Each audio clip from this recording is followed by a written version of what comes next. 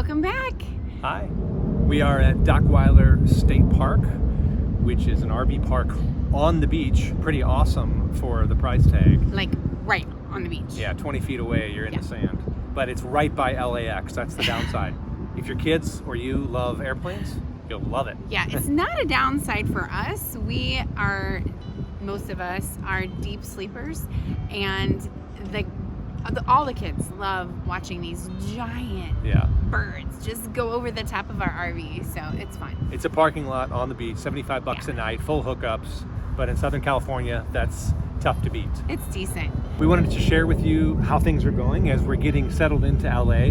We've lived in the LA area for a while, but now it's new all over again because we brought our RV back. That's right. We're still settling, still figuring out how to RV in a hugely populated area with very few options, but it can be done.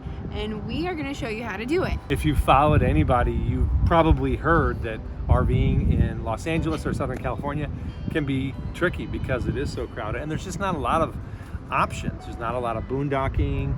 You know, staying at Walmart's can be, impossible. It's not really acceptable here. Yeah. At your own risk, it can be done. But we moved from the beautiful Malibu RV park, which we highlighted a couple of weeks ago. One of Isaac and my favorite things to do, especially on Sunday, is sit perched up here at the Malibu campsite and just look over the PCH.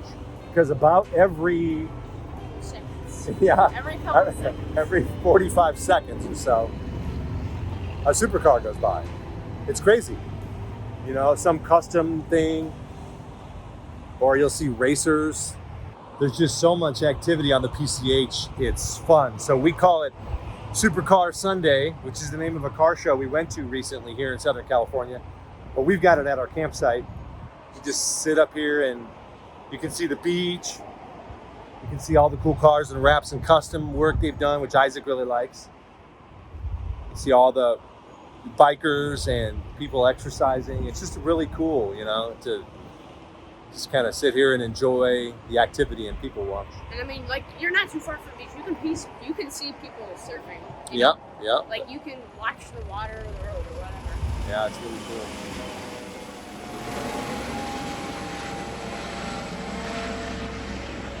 After pulling out of Malibu and enjoying the scenery there, we loved so many things about that. We made a couple stops. We've been to Walnut Park, RV Park. We've been to Hollywood RV Park. We've been to Long Beach.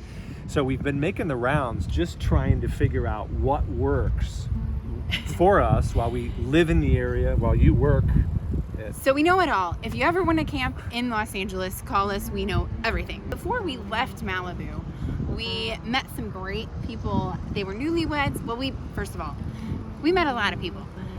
This guy is super social and it's so fun. If you see him at the RV park, if you don't want to talk, just run. I'm a people magnet. Yeah, absolutely. But this is to all of our benefit because we get to meet so many great people. Some of the people that we met were newlyweds. They were brand new at RVing. They had built this little teardrop from the ground up. Yeah. So cool. They were your quintessential Pinterest RVers. It's so cute. Yeah. So we're going to take a look at what they did today. And we're also going to take a look at some of the things that we did to get ready, to get back on the road. We had some things that we needed to fix in the rig, clean it up a little bit, spit shine it, and then we were good to go.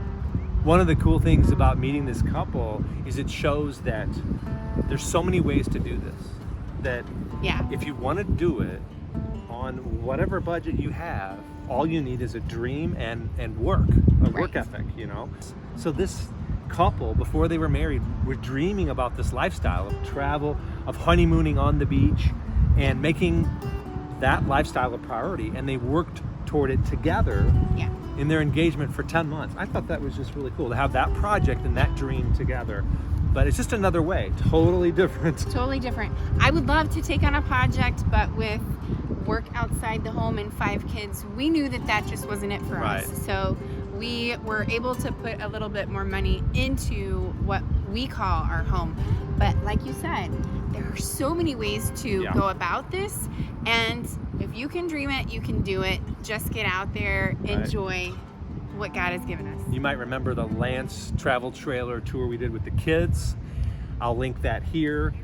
So here's another with one. Mr. and Mrs. Kid, not our kids. That's we right. Always, we'll start talking about the kids, and I'm like, oh, the other kids. Yeah.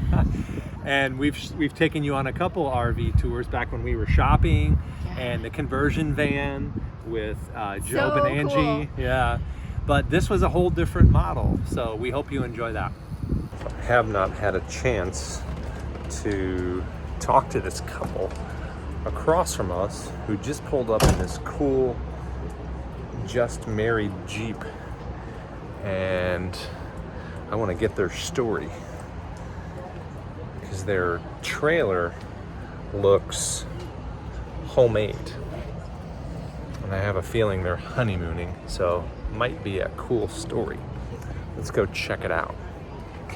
Don't know if they're home or how long they're gonna be here. Look at this thing. I caught them. Here they are. Hey, I'm Greg. What's your name? Tim. And what's your name? I'm Aubrey. I'm left-handed shaking. All Aubrey. right, I'm awesome. Greg. Nice to meet you. Okay, cool. So tell me, like, you guys built this yourself? We did. We Legit? did. And it took you how long to do It this? took us like 10 months, actually, start to finish. We got a landscaping trailer, just like a flatbed landscaping trailer, and started wood framing on top of it. So That's amazing. Yeah. Where in the world did you get the idea to do this? Like, where did you dream this up?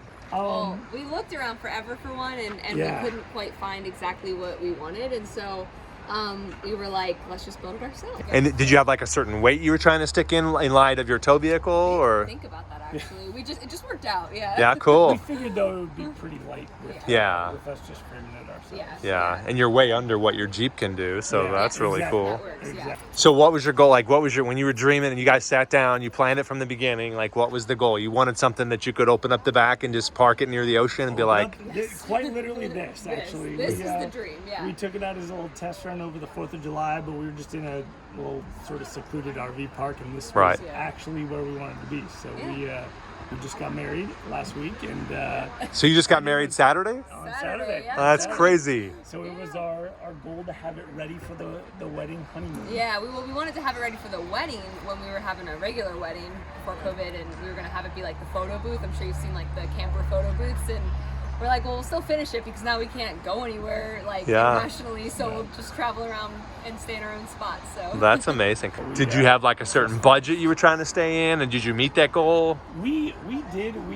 Honestly, that was one of the reasons we decided to build it ourselves. Is a lot of the actual pop-up ones, which was sort of where our next to be able to fit in the garage.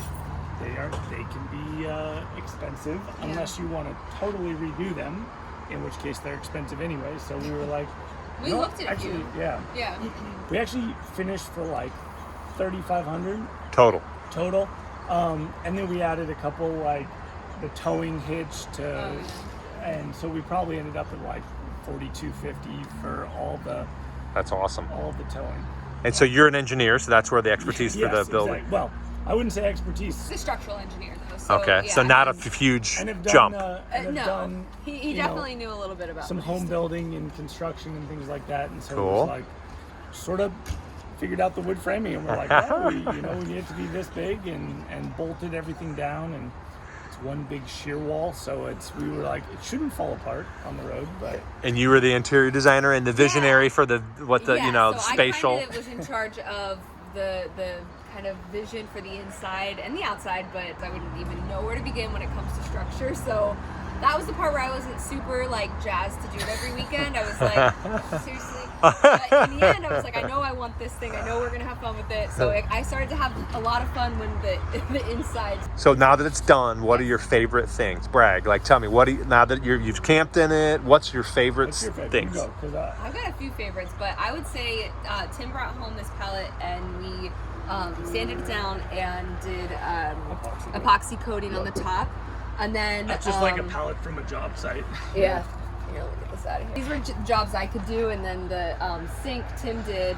Really excited about that. It's my favorite because it makes it so much easier to just like cook and wash your face and like just takes it to the next level. So you got like a little 8-gallon fresh down here? 5 gallon. 5, okay. And then a 3 for the wastewater and just foot pumping. Okay. Someday it will have a little power to it, and Cool, yeah. Little DC. And, yep, exactly. And actually have a little pump that we can turn on and off for the faucet. But So you got 5-gallon fresh, and then a little foot pump, and then you bring it up to the bowl, and then there's a drain down to your gray. We can to your demo. gray. Yep. That's cool. This Okay. is probably one of my favorites. This is typically, if it were a shorter trip, we have a cooler that fits in here and this slides out, but we needed a bigger cooler for this trip because we've been out for a couple days. So Great idea with the storage sliding underneath. Yeah, so yeah. smart. We got Good design. We got drawers that are going we're in not here Yeah. done. and For fold now, down this is what we panels. have. But Cool. This is one of my favorite features. This is one of my projects. Oh, I that did is like so cool. just wallpaper on this.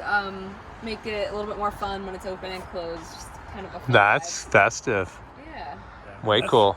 That the hatchback is definitely my favorite part because The way it opens up. I had Yeah. absolutely no idea even how to go about I'm gonna doing step in front of doing you. that, That was totally. And what did you get for this? and just found some random things on Amazon, and we used an old bed frame for this, and it was one of those like curved bed frames, and so Yeah. we got 2 of them, and we just like fished them together like that, and then put plywood over the top, and found random parts and pieces. And a So giant hinge. the fact that works is definitely That's my fun, favorite isn't part. it? Yeah. Okay. Because you get a dream and a vision, and you're like, this could work, and then you go do it, and it works, and you're like, woohoo! One of the selling points when I was selling her on building it was it's going to have a hatchback, but I didn't really know that was actually going to work. So But we really wanted a teardrop that you could see through, just because Right. so many of them have a wall Right. that you suddenly have like a separate galley and a separate like hangout space, and so we wanted it to be really just like interactive. That's cool. And that bed is really great because it's a couch, it turns into a bed. It's like a Murphy bed. Yep, IKEA for the win on that one.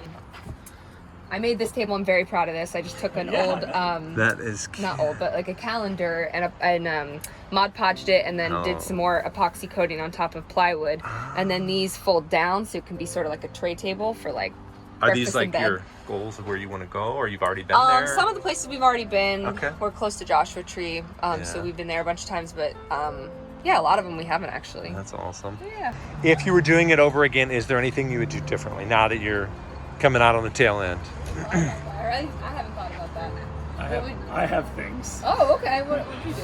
I would have done, this is a small thing, but a quarter-inch plywood as opposed to half-inch plywood here. Some of The it's half-inch wouldn't bend enough with the thing, so we would have gotten a lot more radius with quarter-inch plywood here. Something different here to where like we didn't have a way to put the window in, and I don't know if we could have done anything differently, but like have it be like flush, because now it's just like this weird cutout. But yeah, I don't like that. Would have gone 2x3s with the Yeah. not to totally expose all the things that we did wrong. But they don't sit totally flush. Sure. So the bottom is a little bit out, Yeah. and the top, because these 2x2s they warp. So fun. a You guys. 2x3 would have actually been better. This We've got is this, one of my favorites. sunshade for when it gets super fun. sunny. We just pull it across, and last night we just pulled it down, and it was just kind of like a nice little like, Perfect. screen. Yeah. And then a sunroof. That's got to be the best, because we couldn't get that in a teardrop that we Right. that we looked That for. was an early selling point as to why we Love I it. can turn those lights off if it would be. a No, better this is look. perfect. This is so amazing. I cannot believe what you guys pulled off. This just goes to show that if you can dream it, you can do it. And the other thing I'm really think is really cool is that you guys just you weren't done. You were just like, we're gonna go with what we've got, because we want to dream and we want to live and we want to have fun. You know what I mean? And like, so you've got all these little things that aren't quite there yet, but here you are. Yep. You're hours from your. It was road ready, so we were Yeah. we were good. Yeah. Go with what you've got, and that's what you did, Yep. You're out here making memories and starting off your marriage this Yeah. way. And this is so cool. I mean, I hope our paths cross again, because what you've done here, if it's any kind of sign about what you're going to do in marriage and in life, I got a feeling you guys are going to do amazing things. So That's very really sweet. cool. Thanks for sharing what you did. Very cool. Thank you. As we were getting ready to roll out of Malibu and starting looking for other places to live, we wanted to get some maintenance work done. So we ran into a company that washes. I know they're in parks all over the country, but for like $90, we got the rig washed, and the van they threw in. My son helped with that. That was good. Yeah, They needed it. I knew how dirty it was. It's kind of a dirt pad kind of park, and they did a great job. Just getting the slides clean. I learned just from having sticky slides that it's not so much about getting your slide outs lubed as it is getting your rig washed with the slides out to get the grime out of the tracks. Just the maintenance. And obviously we have a 2018 rig, which we'll take a nice tour at some future date. But there's things that you have to do to maintain. There are expectations. We're lowering expectations here, right? Because there are things that are gonna be broken, are gonna be used, are gonna be a little bit, need some oil, need some work. And that's what we are finding out in this season is the bed. If you've watched a couple of our other videos, that we've had some issues on the road with Emily's bed. The over the cab bed, Yeah. the motor, they're getting out of sync. The sides don't want to come down evenly. The slides are giving us some issues. Our steps stopped working. Our microwave / convection oven. While we were in Moab, our electronic step stopped coming out. I think we mentioned that, but it started just magically working again. And so while we were getting some of these other things looked at, the repairman was like, well, you've got a warranty, we might as well just go ahead and knock it out. And so we did. Yeah, we are not fix-it people, which will really serve you well if you are having this RV lifestyle. But we know that we have limitations, so we like to make connections, network, and find someone who can actually help us with these things. He's great at that. So that's where he comes in, talking to people, making sure that we've got the right person for the right job, and that has really been to our benefit. So on a rig purchase through a dealership, you're going to have a warranty, but you have to get the rig back to the warranty to have no deductible. But if you have a extended warranty, then you have a $250 deductible or something out of pocket when you do on-site maintenance. So I've made it a habit to get to know mobile traveling technicians around the country and just kind of save them based on what part of the country we're in. The plus side is the flexibility, and you don't lose your house, because for us, we live in that motorhome. And so taking it to a dealership for 2 or 3 weeks and getting a hotel and changing the whole environment, that's a big deal for us, not for everybody. And so to us, it's worth the $200, $300, whatever, the deductible out of pocket, because we get to stay on site and they order the parts and we get the job done. Unless we fix it first, which we have done. That's right. A couple of times. Right. So we're not fix-it people, but we're learning, and that's always good. It's a whole period of growth.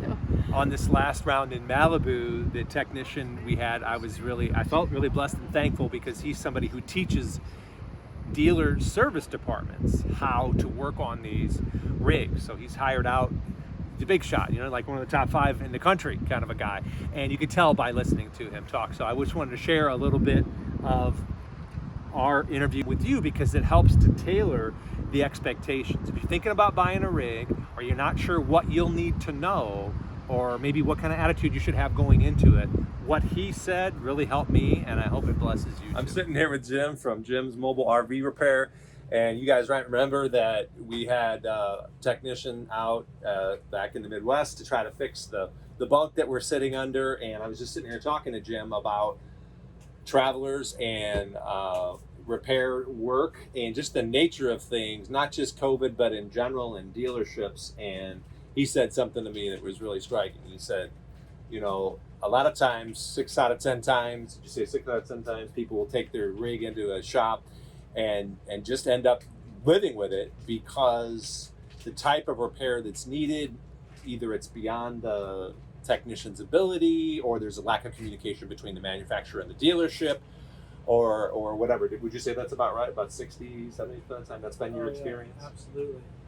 I think the biggest advice I could give anybody is when you're in an RV park, number one, don't listen to the guy to the left of you or to the right of you, in front of you or in back of you, and definitely do not listen to the camp host.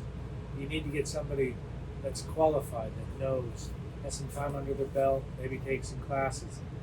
But everybody has their own opinion, and that's fine, but that doesn't mean it's right. It's just their opinion. So how do people find somebody like you? So Jim goes all over the country. He's had people fly him to Australia to do RV work. And so he's educated. He's clearly a master technician. I mean, he solved things. We've had multiple people from mobile RV mechanics come out, and he solved it instantly. And his background is electricity and generators and all that. So if I own an RV and I need help on the road, how do I figure out whether the dealership's giving me good guidance or the technician through my CoachNet or whatever my mobile, Sam's Club? How do I figure out if the advice I'm getting is good? Like, how do I know who to trust?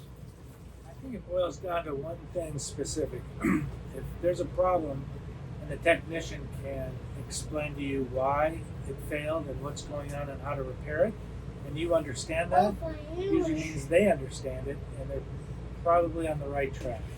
If they can't explain it to you and you can't understand, then they don't understand. That's a great point. So if their explanation doesn't make sense to you, you might want to consider moving on and saving time and money. Right. That's good advice. You can fix anything on the planet. You just have to know one thing. And everybody asks, what's that one thing? You have to understand the flow of operation. If you understand the flow of operation, you can fix anything. If this, then this, and if that, yeah. The biggest problem in the RV industry is the manufacturing process. Nothing's consistent.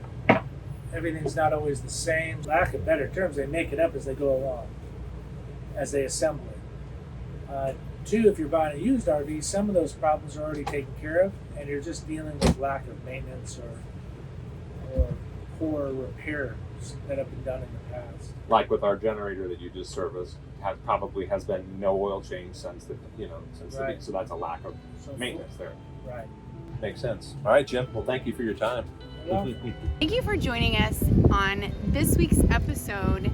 We are excited to be in this lifestyle again. It does take a little bit of, it's uncomfortable sometimes, but we're learning, and the pros way outweigh the cons. So when you have rig maintenance and things that break and being uncomfortable because you don't know how to fix it or when it's going to be fixed, the pro is being on the road, seeing the country, and meeting great people. So that's what we want to leave you with, and thank you so much for being here. See you next week. Bye.